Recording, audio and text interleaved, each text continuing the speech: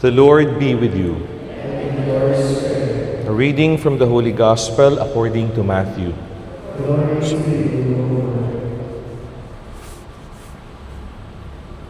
Jesus said to his disciples, "Stop judging that you may not be judged. For as you judge, so will you be judged. And the measure with which you measure will be measured out to you. Why do you notice the splinter in your brother's eye, but do not perceive the wooden beam in your own eye? How can you say to your brother, 'Let me remove that splinter from your eye,' while the wooden beam is in your eye? You hypocrite, remove the wooden beam from your eye first, then you will see clearly to remove the splinter from your brother's eye." Brothers and sisters, the Gospel of the Lord. Praise to you, Lord Jesus Christ. There is a Filipino saying that perfectly captures the message of today's readings. And ito po yung saying, kapag nakaturo ang isang daliri mo sa iba, may tatlong daliri na nakaturo pabalik sa iyo. When you point one finger at someone else, 3 fingers are pointing back to you. And if we are completely honest with ourselves, correcting others often feel easier and, strangely enough, more satisfying than correcting ourselves. Mas madaling magtama ng iba kaysa itama yung sarili natin. And in today's first reading, we witness a tragedy, the defeat and exile of Israel. But the question is, how did they get there? The scripture makes something clear. This was not a sudden disaster. Hindi po siya nangyari overnight. Israel did not just wake up one morning and lose everything. Their downfall began long before the exile, and it happened inside their heart. Again and again, God warned them through the prophets. Again and again, they ignored the warnings. They looked at enemies, they looked at politics, they looked at circumstances, but they forgot to look within. Kung ano-ano po yung tinitignan nila sa panlabas, pero hindi nila tinitignan yung kanilang kalooban. They were blinded by the illusion that the problem is always outside of them.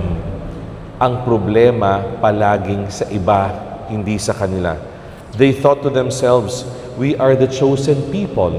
Therefore, we are secured and we are fine." But they were blind to their own sinfulness. They drifted away from God, they silenced correction, and they hardened their hearts. And now, ito po yung resulta. The northern kingdom collapsed. They were conquered by foreign kingdoms. My dear friends, if we are honest, we also suffer the same illusion today. When something goes wrong, our instinct is to point the finger, magturo sa iba. We say, the problem is my family because they demand too much. The problem are my co-workers because they are toxic. My community is the problem, or my parish is disorganized. The volunteers are difficult.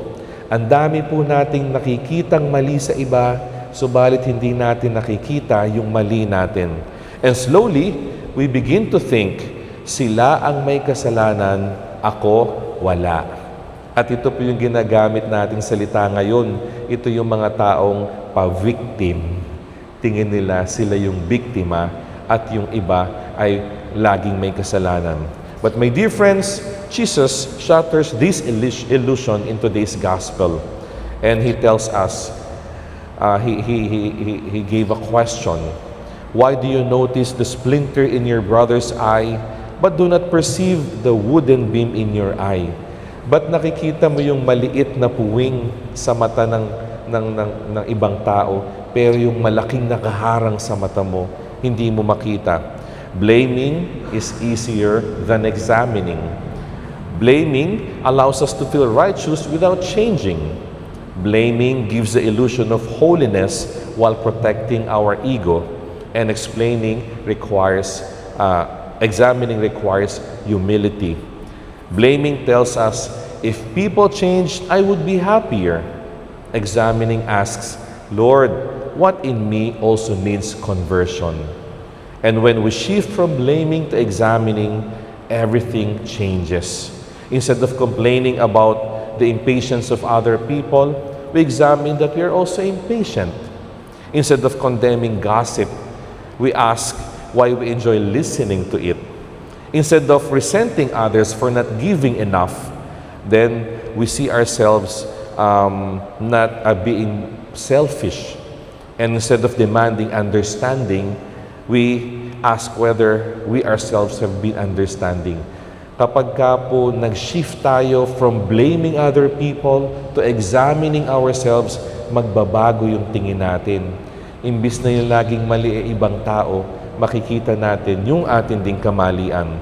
Jesus is not telling us to ignore wrongdoing. Rather, He is teaching us one thing. Correction must begin with self-examination. Bago po tayo magtama ng ibang tao, let us examine ourselves first. Because only the person who knows their own weakness can correct others with mercy instead of superiority. Alam natin na may kahinaan tayo, itatama natin yung kahinaan ng ibang tao. Hindi po tayo magmamalaki, hindi tayo magyayabang, bagkus tutulungan natin ang iba dahil alam natin, nararanasan din natin ang kahinaan nila.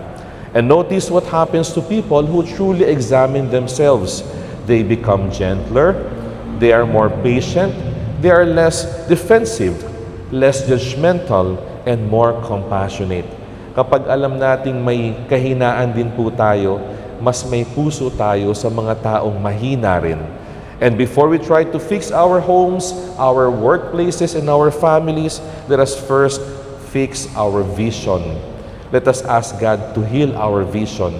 Palinawin yung mata natin para makita natin yung hindi lamang kasalanan ng ibang tao, kundi kasalanan din natin. Let us not always think sila ang laging may kasalanan. But let us have the humility to pray, Lord, baka ako rin ay nagkukulang. Baka ako din ay may mali. So tonight, before you sleep, do not just ask, who disappointed me today? Who hurt me today? Rather, let us ask, Lord, where did I fail to love today? And eventually, how can I love better tomorrow? Huwag po nating hanapin yung mali ng iba. Tingnan muna natin yung mali natin. Huwag nating tanungin sino yung nakasakit sa atin.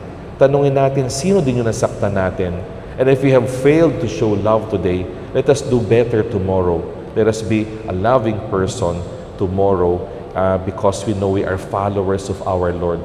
Yun po ang Kristiyano, hindi nagiging sakim, hindi nagiging makasarili, hindi nagmamalinis, kundi nagpapakumbaba, inaamin ang mali, inaamin ang kasalanan, thinking that God forgives and that we will become a better person after examining ourselves.